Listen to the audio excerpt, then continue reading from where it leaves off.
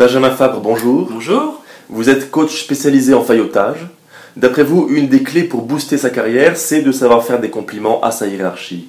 Alors, une question, qu'est-ce qu'un compliment réussi? C'est un compliment qui a l'air spontané et sincère. Donc j'imagine qu'il vaut mieux choisir des compliments qui soient vrais. Ah non, pas du tout. Non, en fait, peu importe le compliment. En revanche, ce qui compte, c'est qu'il soit dit avec conviction. C'est un jeu d'acteur, en quelque sorte. Non, en fait, tout repose sur un processus de conditionnement mental. Alors, je m'explique. Alors, excusez-moi, prenons un exemple concret, précis. Imaginons que ma boss rentre de congé maternité, elle vient présenter son nourrisson et horreur, il s'avère que l'enfant est d'une laideur repoussante. Il ressemble à une motte de beurre. Bon, dans un tel cas, comment réussir à sortir un compliment avec conviction? Alors, première chose, maîtrisez-vous.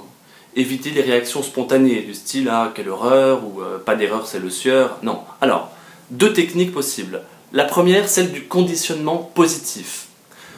Posez votre regard sur un point de l'enfant qui ne soit pas son visage. Par exemple, son épaule, la droite ou la gauche, peu importe. Concentrez-vous très fortement sur une image positive, réjouissante, une plage ensoleillée, un moelleux au chocolat. Et là, laissez sortir le compliment. « Oh, le joli petit ange !» Vous voyez? Deuxième technique, celle du conditionnement négatif. Là, c'est l'inverse. Ancrez dans votre esprit une image repoussante, un ragondin ou un orgelet.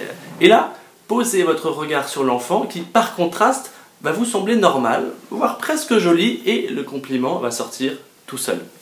Benjamin Fabre, vous pensez que tout le monde est réceptif aux compliments? Oh que oui. Souvenez-vous toujours de cette phrase, si la vanité est le moteur de l'humanité, la flatterie en est le lubrifiant. Benjamin Fabre, merci. Je rappelle votre livre « Comment devenir un parfait faillot au bureau », publié aux éditions Le Duc.